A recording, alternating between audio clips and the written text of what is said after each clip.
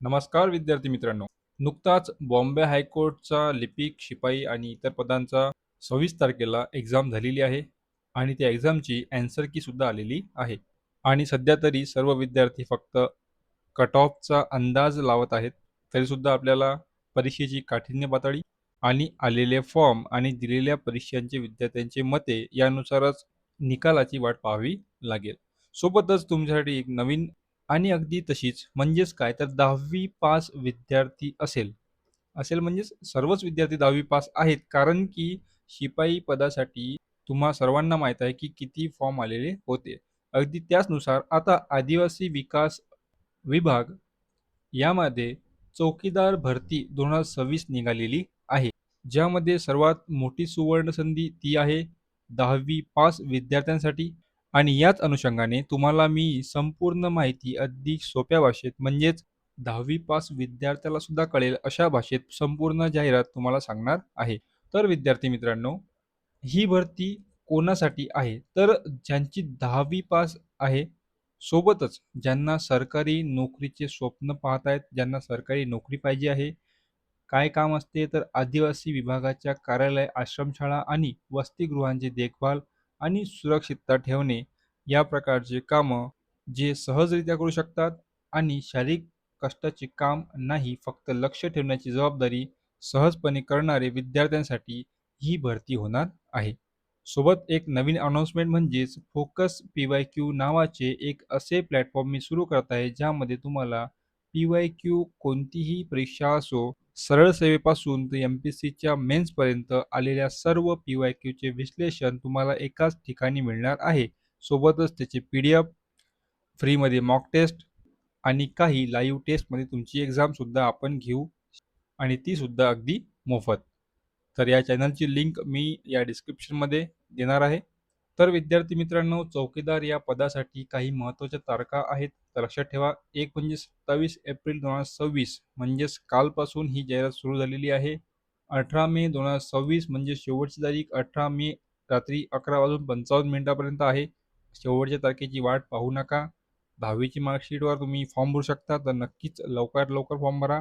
सोबतच फीसुद्धा तुम्ही 18 मेपर्यंत भरू शकता, पण तीसुद्धा फॉर्म भरतानाच लगेच तुम्ही भरा आणि लवकरच जाहीर परीक्षेची तारीखसुद्धा होणार आहे.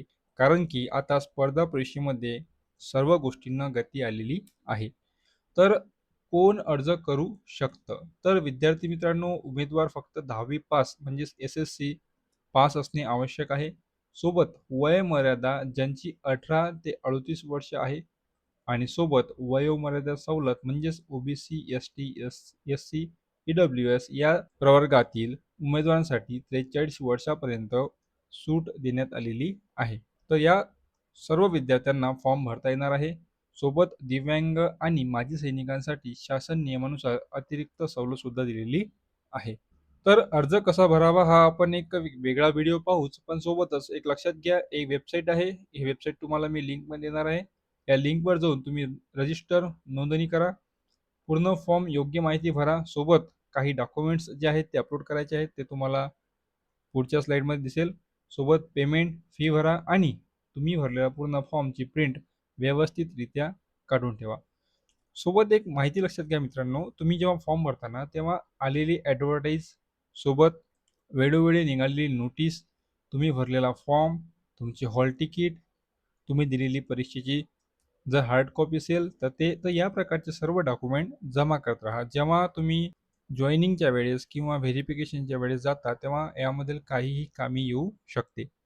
तर विद्यार्थी मित्रांनो, फॉर्म भरताना लागणारी महत्त्वाची कागदपत्रे. तर सर्वात आधी पासपोर्ट फोटो आणि सही पांढऱ्या कागदावर क्लिअर पाहिजे. 10वी पासचे प्रमाणपत्र आणि मार्कशीट तुम्हाला तुमच्याजवळ असले पाहिजे. आधार कार्ड किंवा पॅन कार्ड यापैकी काही एक चालते.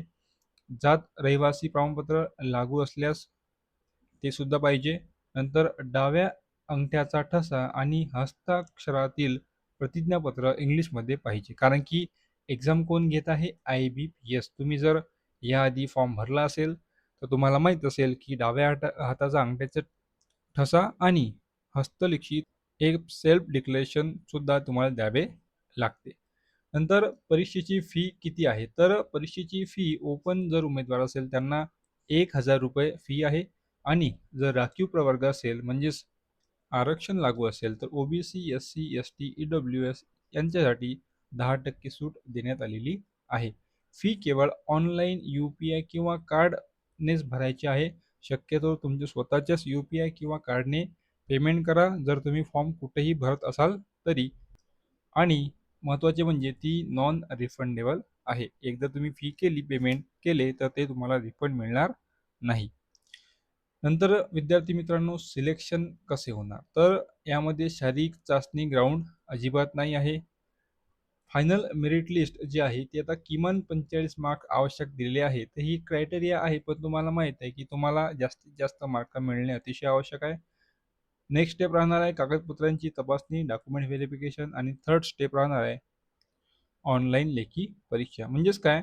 तर आधी तुमची लेखी परीक्षा होईल, नंतर तुमचे डॉक्युमेंट व्हेरिफिकेशन होईल आणि शेवटी तुमचे जे जॉइनिंगची लिस्ट आहे ते निघणार आहे. तर यामध्ये शारीरिक चाचणी नाही आहे. नंतर सर्वात महत्त्वाचे ते म्हणजे परीक्षेचे स्वरूप. तर परीक्षा कशी असेल? तर मराठी 50 मार्क, सामान्य ज्ञान 50 मार्क, इंग्रजी 50 मार्क आणि बौद्धिक चाचणी 50 मार्क या प्रकारची 4 विषयांमध्ये डिवाईड केलेली ही परीक्षा आहे. एकूण 200 मार्क राहतील आणि वेळ तुम्हाला 2 तास मिळेल. सर्व प्रश्न बहुपर्यायी म्हणजेच एम-सी-क्यू टाइप ऑनलाईन स्वरूपात असतील. ऑनलाईन म्हणजेच काय? तर तुम्हाला ती परीक्षा कॉम्प्युटरवर द्यावी लागेल. नंतर विद्यार्थी मित्रांनो अभ्यासाची स्मार्ट प्लॅनिंग ही खूप महत्त्वाची आहे. तुम्ही जर काहीही मनात आलं ते वाचलं आणि काहीही मनात आलं त्याचा अभ्यास जर केला तर तो काहीही उपयोगी येणार नाही. कारण की त्यामध्ये काहीही प्रश्न येतील आणि तुम्हाला काहीही येणार नाही. तर विद्यार्थी मित्रांनो तुमच्या वेळेनुसार तुम्ही प्लॅन करा. हा आपला एक बेसिक प्लॅन आहे की तुम्हाला रोज किमान 2 ते 3 तास प्रामाणिक अभ्यास करावा लागेल. प्रामाणिक हा खूप शब्द महत्त्वाचा आहे.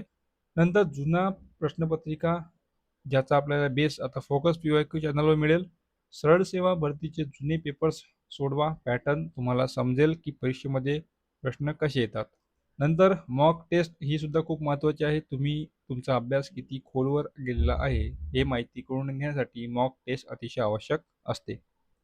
आता नेमकं काय वाचायचं? जेव्हा तुम्ही पी-वाय-क्यू सोडवाल, तेव्हा तुम्हाला कळेल की किती डीप प्रश्न यामध्ये येतात. तर नेमकं काय वाचायचं? यामध्ये मराठीमध्ये मराठी व्याकरण आहे, प्रयोग, समास, समानार्थी शब्द, विरुद्धार्थी शब्द इत्यादी.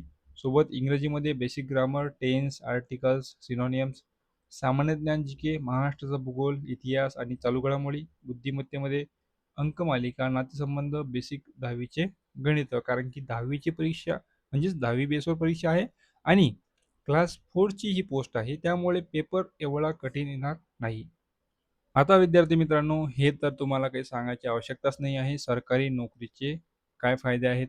तर तुम्हाला माहीत आहे, चांगला पगार मिळतो, डी-ए मिळतो, जॉबची सिक्युरिटी राहते. जरी ती क्लास 4 आहे, तरी तुम्हाला माहीत आहे की वेतन ही अतिशय चांगल्या प्रकारे मिळते आणि मान-सन्मानसुद्धा राहतो आणि शासकीय सुट्ट्या ज्या तुम्हाला सहजरित्या मिळू शकतात. आता ही गोष्ट खूप महत्त्वाची आहे, कारण की फॉर्म भरताना चुका तुम्ही 100% टाळा. कारण की जेव्हा चूक होते, तेव्हा विद्यार्थी फक्त फॉर्म चुकवत नाही, तर सोबत त्याची मिळणारी ती नोकरी आहे, ती सुद्धा गमावून बसतो. तर स्पेलिंग मिस्टेक अजिबात करू नका. नावात किंवा जन्मतारखेत चूक करू नका. सोबत अंधुक कागदपत्रे म्हणजेच जे तुम्ही डॉक्युमेंट्स अपलोड कराल, ते फोटो, सही सर्व काही क्लिअर अपलोड करा. दुसऱ्याचा नंबर, स्वतःचाच नंबर, चालू नंबर टाका, दुसऱ्याचा टाकू नका आणि ईमेल आयडीसुद्धा असा वापरा, जो चालू आहे, ज्याचा तुम्हाला पासवर्ड माहीत आहे. आणि जसं तुम्हाला आधी सांगितले, की डेडलाईन म्हणजे शेवटच्या दिवसाची वाट पाहू नका. 18 मेच्या आधी फॉर्म भरा. नंतर मग वेबसाईट काम करत नाही आणि मग बसतं रात्रीचे 9-9 वाजेपर्यंत फॉर्म भरत. तर विद्यार्थी मित्रांनो, ही सुवर्ण संधी सोडू नका. कारण की बॉम्बे हायकोर्टच्या शिपाई पदानंतर ही सुद्धा एक अतिशय चांगली नोकरी आहे. आजच अभ्यासाला लागा. 10वी बेसवर मिळणारी ही सर्वोत्तम नोकरी आहे. प्रयत्नांना तुम्हाला परमेश्वर आणि प्रामाणिक मेहनत नक्कीच यश देईल. सर्वांना ऑल द बेस्ट. भेटूया पुढच्या व्हिडिओमध्ये. धन्यवाद.